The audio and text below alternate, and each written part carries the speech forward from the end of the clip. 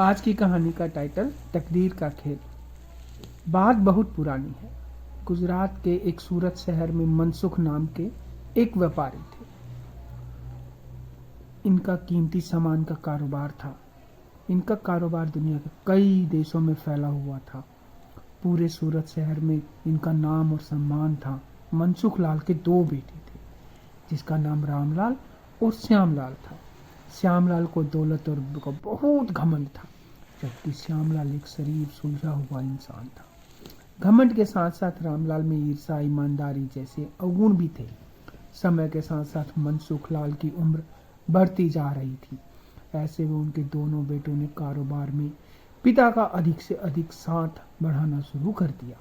कुछ समय के पश्चात मनसुख लाल चल बसे और कारोबार का पूरा भार रामलाल और श्यामलाल के कंधों पर आ गया। बड़ा भाई होने के नाते रामलाल ने व्यापारिक फैसलों में अपनी मर्जी चलानी शुरू कर दी। रामलाल बेईमान और मक्कारी भरे फैसले लेने लगा। उसकी रत्न के नाम पर वह नकली रत्न का व्यापार करने लगा, जिससे उसका मुनाफा बढ़ने लगा। इस मुनाफे से उसका बाकी बचा चरित्र भी काला हो गया। दौलत के घमंड में वह परिवार में उन्मादी जैसा व्यापार करने लगा।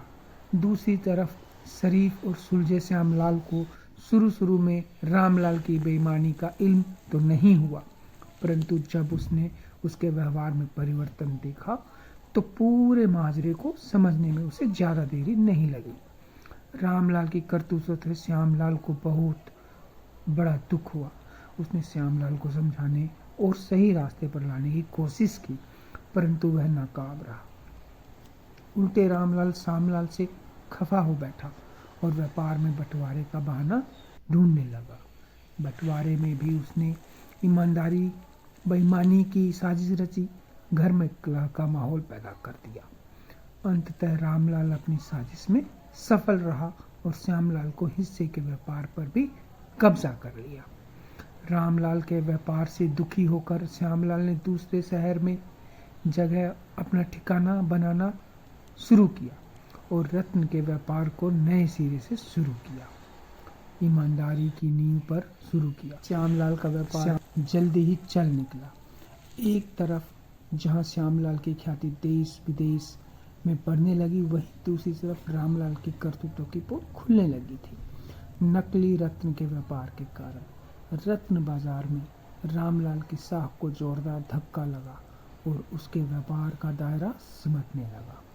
अंततः नौबत यहाँ तक आ गई कि बाहर क्या अपने शहर का भी कोई व्यापारी रामलाल का नाम लेने से तौबा करने लगा। अब तो नौबत यहाँ तक आ गई थी, रामलाल को धन के अभाव में अपने घर दुकान का सामान तक बेचना पड़ रहा था।